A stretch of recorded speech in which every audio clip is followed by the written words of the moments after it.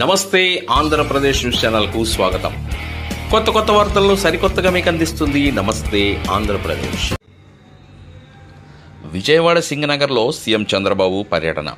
వరద ప్రభావిత ప్రాంతాలు పరిశీలించిన సీఎం బుడమేరు ముంపు ప్రాంతాల్లో బోట్లో వెళ్లి వరద బాధిత ప్రాంతాలను పరిశీలించిన చంద్రబాబు, నేనున్నాను, అధైర్యపడకండి అని బాధితులకు భరోసా ఇచ్చిన ముఖ్యమంత్రి.